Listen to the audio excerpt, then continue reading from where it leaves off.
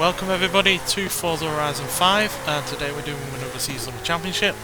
This is called Inspiration from Japan, and yeah, we're going to be in C-Class Toyotas. So yeah, I don't often go for a one-make brand championship, but since Toyota have a variety of vehicles over the years, I figured it would be well worth going for. So yeah, we're getting there in a F8 Tributo in a rather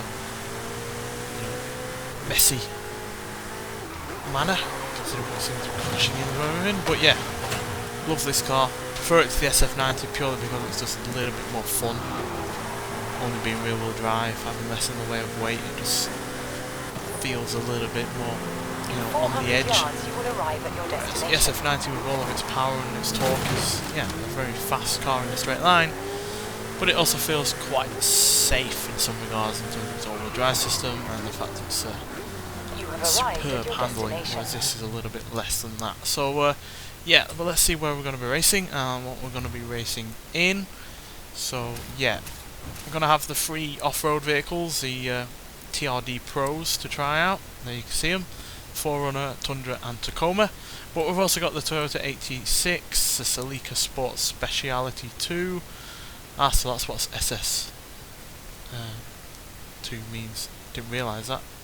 Then we've got the Celica GT4 ST205, but then I prefer this GT4, the ST185.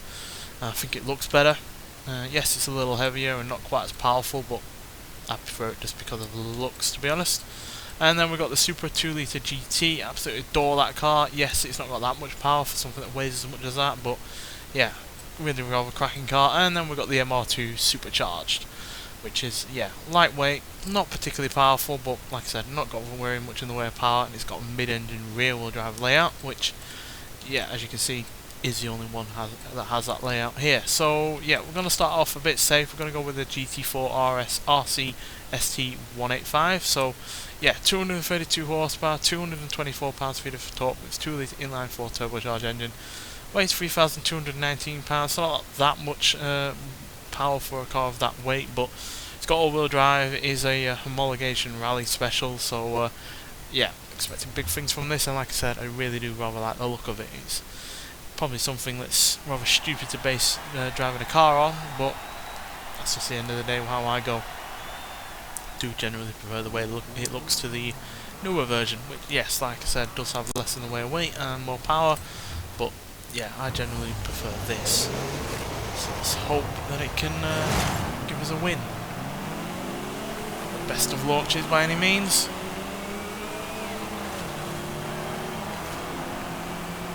That MR2 has very little in the way of weight. It's got the mid-range acceleration over me.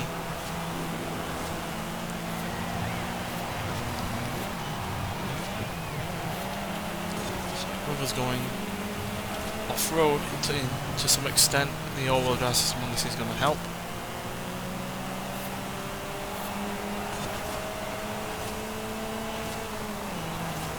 Though it's not got the quite the off-road capability of the Forerunner or Tacoma or Tundra, it's going to be a bit more sprightly just because of how little it weighs in comparison to those cars.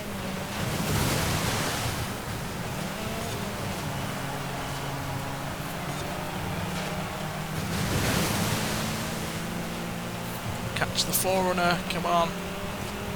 It's got barely more horsepower than we have, but lots more in the way of weight.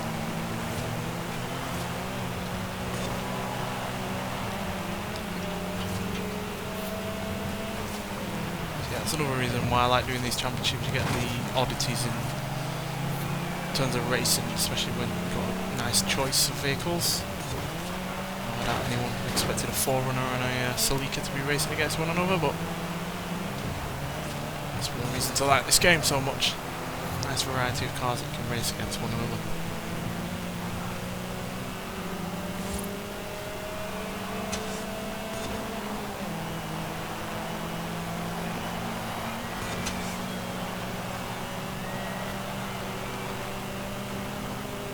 Good at the top end as well, this car.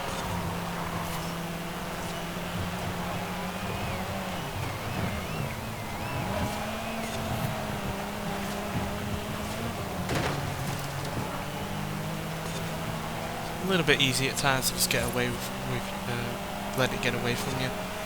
It's purely because half the time you're just having too much fun sliding it around.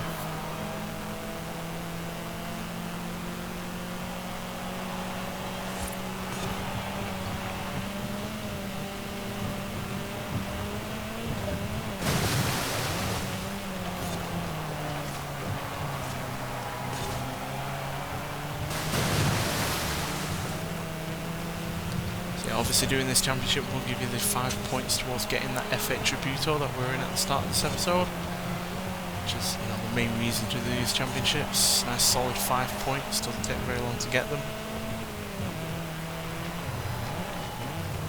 Basically you only have to do 2 championships and the trial and you've got the 20 points that you need. That's the way to go about it, to be honest. It's really nice of the developers to make it a little bit of a challenge to get a new car to the series, but not so difficult that, you know, it's hard to get.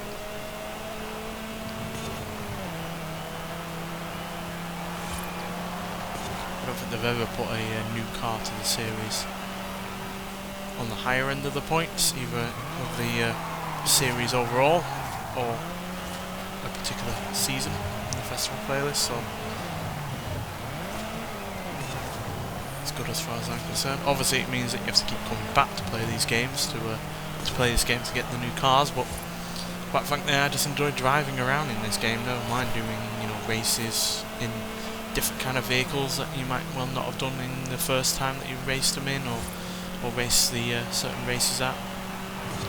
Because I know when I played through it the first time round, or did most of the races for the first time round, I opted for the car that I thought would do the best.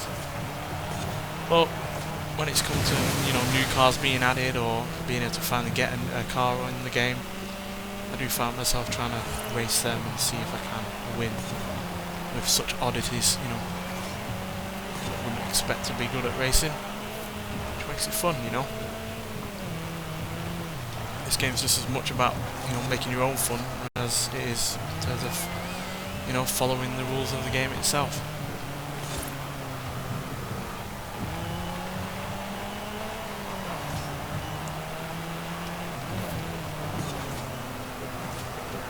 Forerunner is struggling to keep up. Might have a bigger engine and more power, but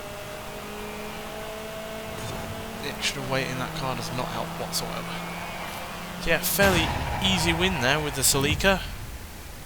Then again, it was, you know, quite a fast, tight circuit, so, you know, a smaller, nimble car with decent mid-range clout is bound to do well. So yeah, the Forerunner came in second, then the Celica from 94, the uglier version, came in third, a fellow Celica from 92 came in fourth, and the Tacoma came in fifth. The Tundra and the likes of the 03 Celica, which I really don't like, is all the way back in 12th. But yeah, nonetheless, let's get on to the second race and see if we can maintain this lead that we have going. So yeah, the Celica there was really rather well, so yeah, I think we're going to have to go for something else that's all-wheel drive. But then I really rather do like the Supra, to be honest, so I'm going to go for that. Yes, it's only got 206 horsepower and 203 pounds-feet of torque when it weighs even more than the Celica, despite, you know, only having rear-wheel drive and the like, but yeah, it's a car I really do like. I love the looks of it, and yeah, I'm hoping that it will do well. Again, I know I'm basing a car on the way it looks, but that's just the way it goes, to be honest. But yeah.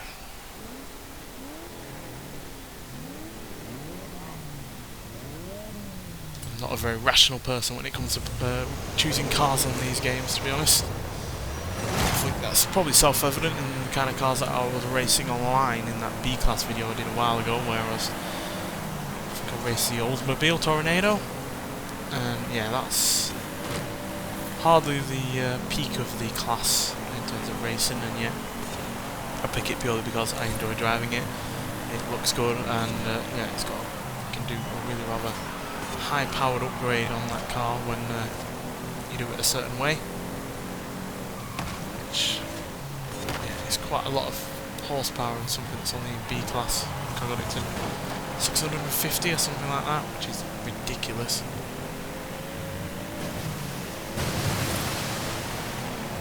Yeah, let's see if this can, you know, pull one out of the bag for the rear-wheel drive coupes.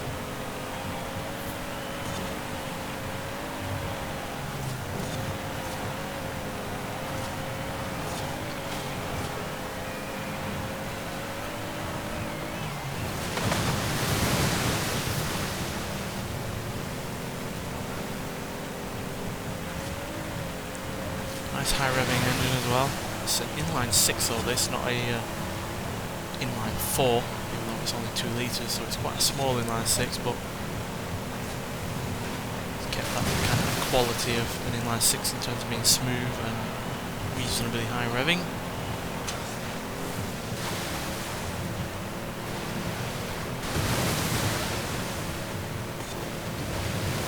And because it's not the lowest of, you know, sporty coupes, it's still able to pretty much get through that water without issue. Unlike the more modern Celica there, which is really rather down low to the ground and slowed right the hell down.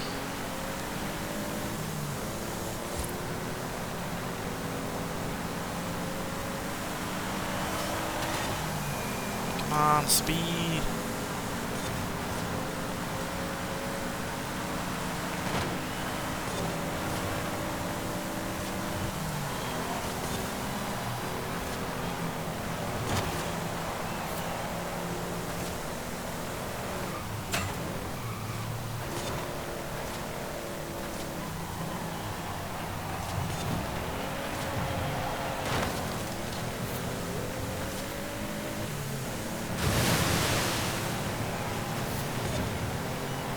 Like to at least get a podium. Those three are right up ahead. That MR2 is probably a little bit too nimble for me to catch up to. Especially in comparison to this hulk of a vehicle. We're faster for that part of the river than last time. Maybe we can catch up.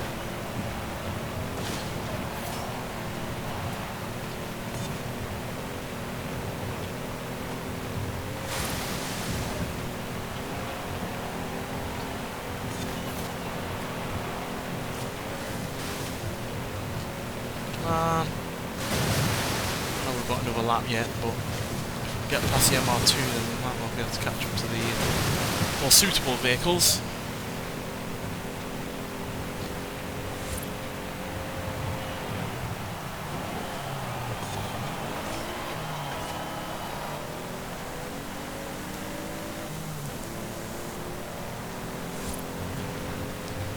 A little bit distracted there.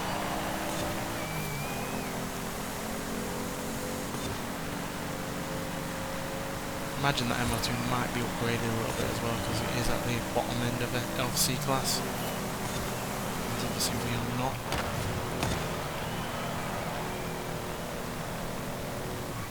Do seem to have been able to carry more speed through these corners though. Out of the way! Right, let's catch up to these pickups. The one at the front is a Tundra and the one behind it is a Tacoma.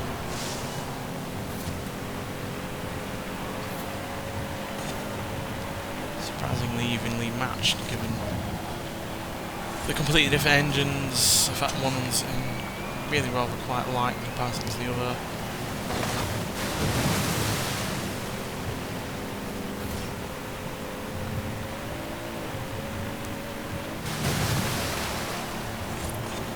If we're going in a straight line, this would definitely beat those two cars, because I'm pretty sure this has a higher top speed, but they're just able to put their power down better, because you know, they've got all-wheel drive, they're meant for going off-road.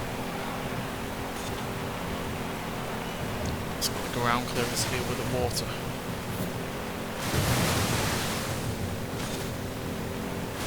Which, even though I'm far from the lowest of, you know, sports cars out there, it's still an issue for me. Because yeah, I've got a fair decent amount of ground clearance for a car of this type, but yeah, we're just not able to, you know, use all of our power due to our rather sizable weight. Hope we can hold on to third. Yeah, just about. Well, at least it's a podium. It's better than, you know, it's not a podium, I guess.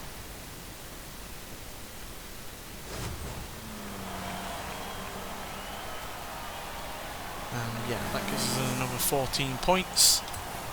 Putting us only 2 points ahead of the Tundra and 8 points ahead of the Tacoma, as well as the MR2. But yeah, we've got a comfortable lead over 5th place. But yeah, that is really close between me and the 2nd place position. So yeah, still everything to play for in the 3rd and final race. Let's see what happens. So for this 3rd and final race, we're going to cave into pressure and go with something a little bit more suitable. And yeah, we're going to go with the Tundra. I know it's big and large and heavy, and yeah, but it's got the most powerful engine here, it's got the most torque here, it's got the biggest engine here, and yeah, it's quite formidable in terms of its off-road capability. As you can see, 9 on the scale there, which is ahead of both of the other two off-roaders. So yeah, and a country mile ahead of the off-road capability of the Supra, for instance. So yeah, let's see what it can do. I know we used it in a previous seasonal championship not long ago, but that was the first time we ever got to use it, and it did pretty well, I seem to remember. So yeah, let's hope it can keep up that success with this, because there's still everything to play for with the points. If we come second to the current 2nd place position on the leaderboard, then we will lose the championship. So yeah, it's do or die, quite frankly. So obviously we dwarf the likes of the MR2s and the Celicas. The other off-roaders are still pretty sizable.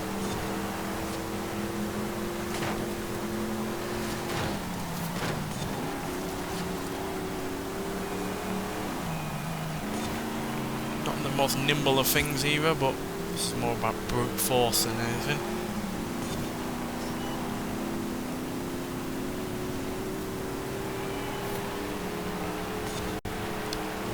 Into off-roading, we're going to sail through the water. So much faster there than the road cars. Well, road cars technically, but you know what I mean, the sports cars I should say.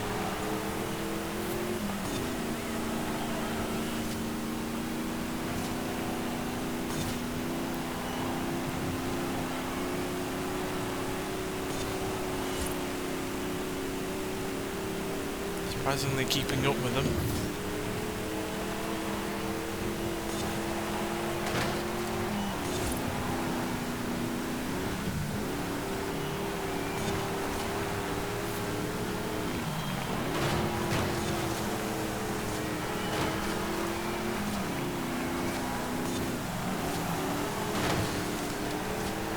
A bit of understeer there.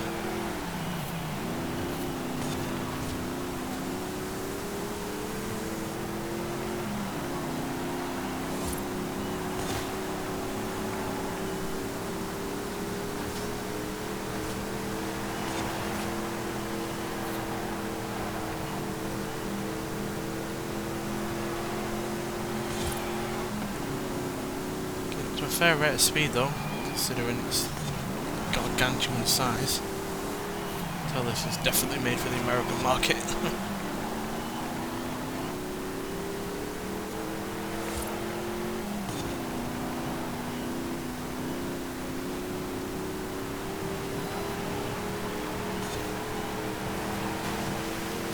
Again on the Celica through that part of the water.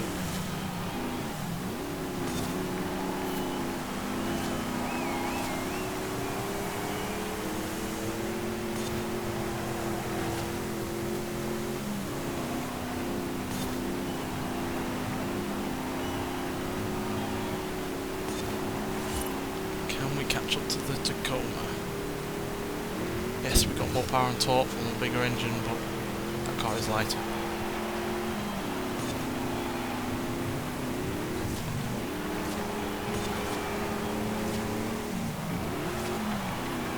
Just look at the size of this compared to that. I never realised when reviewing them on the road what the size difference is like, but yeah, that is massive. Oh, getting distracted. Obviously it's hard to compare cars on this game because you'll like to see one on the road. Usually goes for something different in terms of the spawn selection, but yeah, you can see why this weighs so much more when you look at it compared side to side to another more mid-size truck.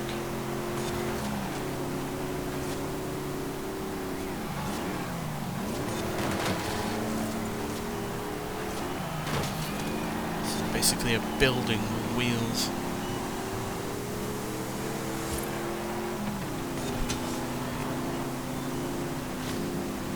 It's no wonder barely anyone out in the sticks in America walks. You wouldn't see someone if there were a few feet only in front of you than this. Same problem with the new Escalade, which has like a blind spot of like 10 feet or something in front. It's ridiculous.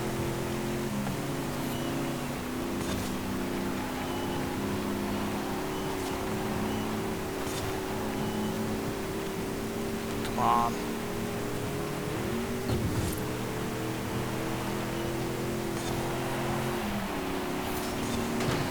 Yeah, get past.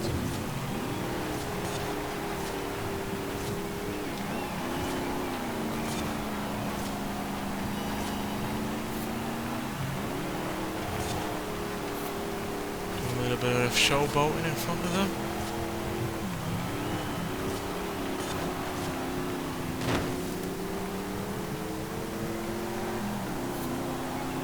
Well, not the most convincing of wins, but a win regardless.